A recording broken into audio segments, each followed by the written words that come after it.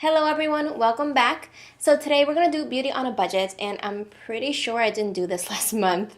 I have been stockpiling makeup products and I am dying to test them out. So that's what we're gonna do today. Most of these are new, but not all of them are completely new releases, but definitely makeup that I have never tried before, and I'm dying to test it out. So if you guys wanna stick around and get ready with me, then keep watching. I don't really have anywhere special to be today. I'm just going out and shopping for a few things. Oh, I also need to go to Sephora because I need new skincare for sure. I feel like my under eye area is in desperate need of some revival. Anyway, I just used the Milani primer. This is not new.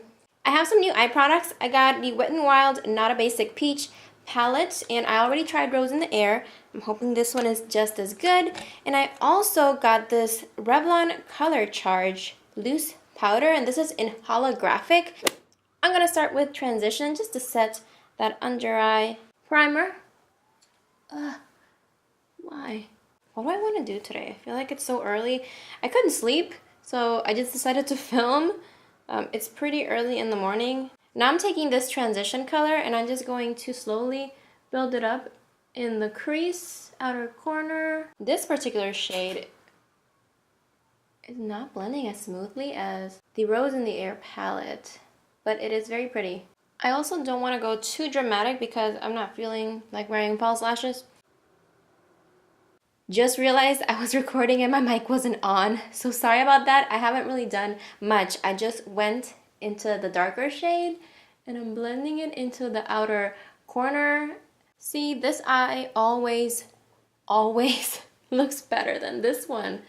I'm just gonna go back in very lightly with this orange shade.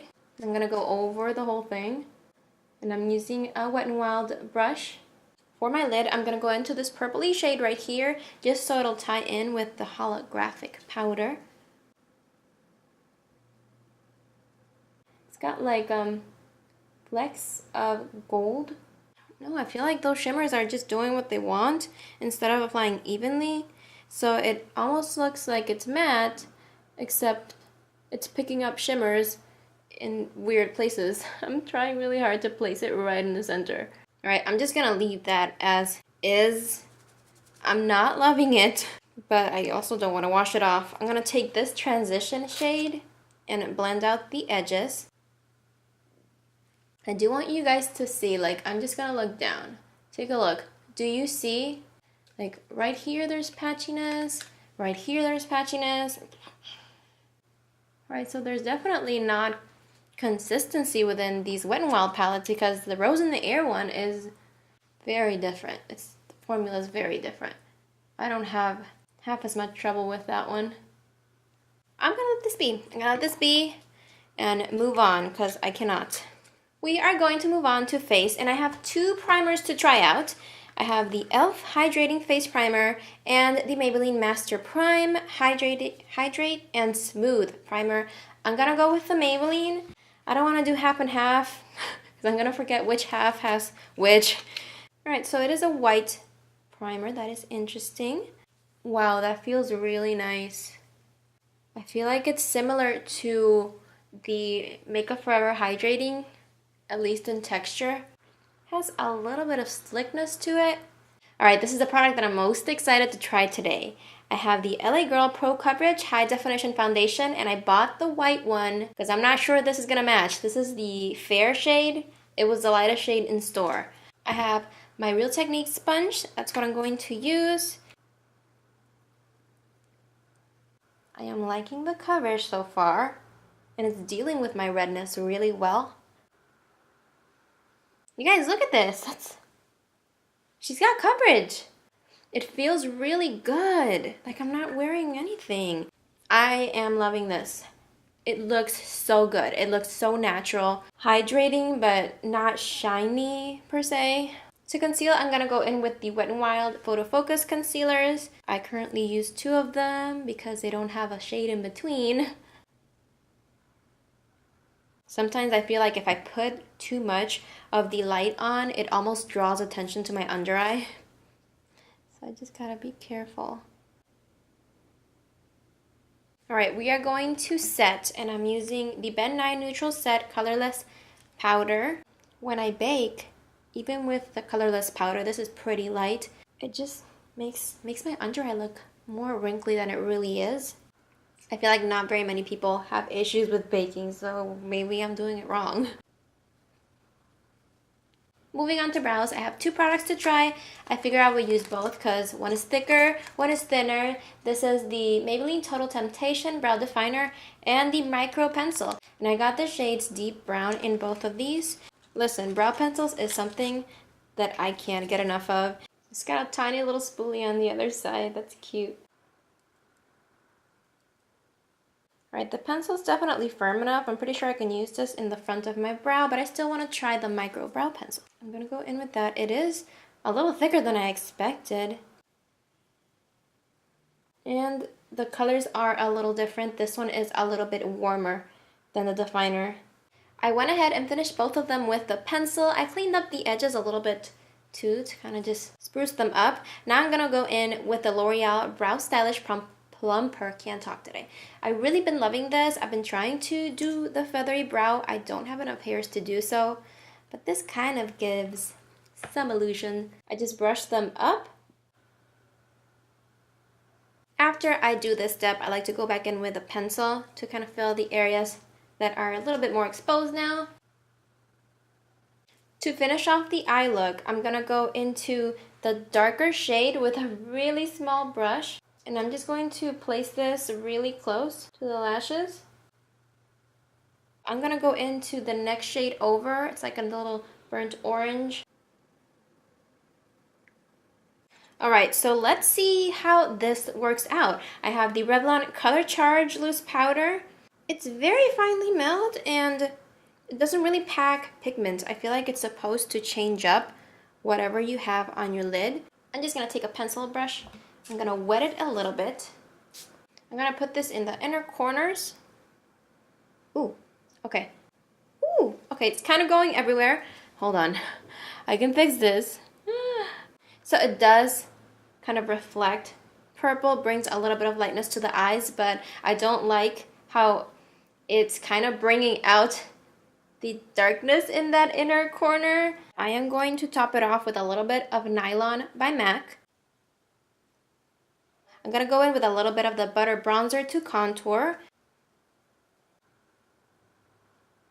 Let's go ahead and bronze. I'm using the Essence Sun Club Matte Bronzing Powder. This is for lighter skin. I'm very hopeful for this because it doesn't look orange. We'll see.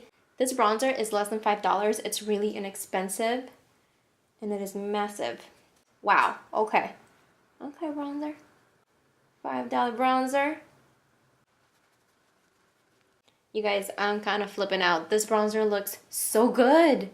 Okay, ja, step away from the bronzer. I'm gonna put it down now. It looks so beautiful. For blush, I'm gonna use this one by Galani, and the name actually rubbed off of the bottom. So this is what it looks like. It's just two blushes. I just like to mix them together. It's a really pretty blush. So far, everything is blending so well on top of this foundation. For highlight, I'm going to use the Milani Afterglow in Strobe Light. I'm just going to go ahead and use a little bit of this color change right on the tops of my cheekbones. Alright, that is not bad as a highlight. It's definitely a little bit more out there because it has that purple shift. Alright, so I almost forgot mascara. What is wrong with me? I don't want to do lashes, so I'm just going to use my L'Oreal Voluminous Lash Paradise. Now we're going to finish it up with lips. I'm going to use the Maybelline Superstay Matte Ink in Poet.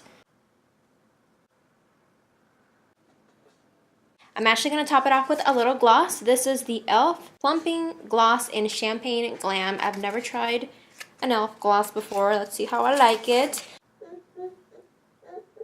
Oh, it goes perfectly with this color. I am going to set everything in place with my trusty City Color Primer Spray. Alright, it is now 8:40 a.m. and I'm just going to wear this makeup through the day, and I'll check back in with you guys later so you can see how it's all wearing. Alright guys, I figured I would check back in now. It is now 12:21 p.m. so I don't know, like 4 hours of wear with this foundation. So it's not bad. I can still see my blush and my highlight, my bronzer. Just, it's fading a little bit around the chin area. My nose doesn't look terrible. Listen, I've had worse foundations. This does not look bad. I do have some wear around here. The foundation is settling into my laugh lines a little bit, but that happens to me a lot with almost every foundation. So I'm not going to blame the foundation for that just yet. I still want to test it out a little bit more. I will say the eyeshadows aren't really holding up very well, and I'm not sure if that's the primer's fault. I usually don't have any issues with this primer. I was taking some pictures earlier and I noticed that it is creasing a little bit, and it's only been 4 hours of wear. I think I've already established that I'm not loving the eyeshadows. My lips obviously faded off because I did add a gloss on top, and that compromises the whole formula, and I had breakfast, so. Alright, so what I'm going to do is I'm going to blot my face with a little bit of tissue. And I'm going to add my Clinique Perfectly Real powder on top. This is just what I use for touch-ups. And I do like to use a brush for a lighter application. I don't really want to mess with the coverage of this foundation. So I'm just going to go ahead and reapply my lip combo. Alright, so now that I am refreshed, I'm just going to continue wearing this as I finish up my errands, and I'll check back in later with my final thoughts. Last check-in of the night, guys. It is around 7:30 p.m. I don't have my phone to show you. It is later than I intended it to be. And as you can see, the foundation has almost completely worn off on the nose and the chin. But, you know, I can still see my blush and bronzer. I think it's definitely worth experimenting with different primers. This is with a hydrating primer, and the foundation in itself is hydrating. So maybe with something that's mattifying or pore refining, it might actually last a little longer around the chin area, which is one of the first areas that I saw the fading other than the nose. It just gave my skin a really healthy look, like a supple look, just like a glow from within look, and it was really comfortable to wear. So the foundation is a yes for me. I really like it, and the fact that they have a white to mix in with other colors, I think it's fabulous. The Maybelline Master Prime I did like as well. I feel like this kind of reduced the appearance of pores. I don't know if it meshed the best with the foundation, because since hydrating and hydrating, it might have just not been the best match in terms of long wear, but the finish was beautiful. I definitely want to try this out with different foundations to see how it goes, but it felt really nice and hydrating on the skin. Has a little bit of a slick to it, but it's not anything crazy, not like a pore refining primer, like a silicone base. The eyeshadow palette by Wet n Wild in Not a Basic Peach is not my cup of tea. I didn't end up using all the colors, but at least the transition shades and then most of the mattes just took too long to blend. Between this one and Rose in the Air, definitely the other one I feel like has more blendability to it. I don't know, the formula should be the same, but this one came off a little bit too patchy. The Revlon color change, I'm not quite sure how I feel about it yet. I feel like I have to play around with it more. I do like the purple shift that it gives. I can still see it a little bit on the tops of my cheeks, on my inner corner.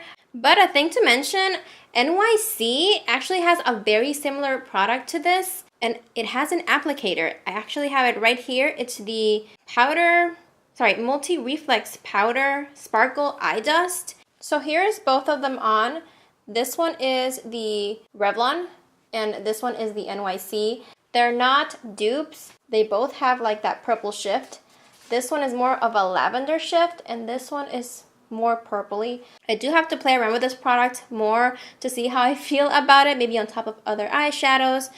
So I'm just going to leave this one in the air. I have to test it out a little more. Both of the Maybelline products I liked. I do like the undertone of the brow definer a little more, and I love the tiny little brush. So if I had to pick between the two, definitely the brow definer. I can get a thinner pencil from Ellie Girl.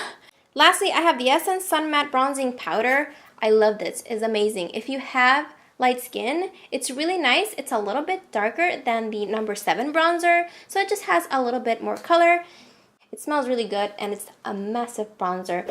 That's it for this video. Thank you guys so much for watching. I hope you enjoyed it and you found it helpful.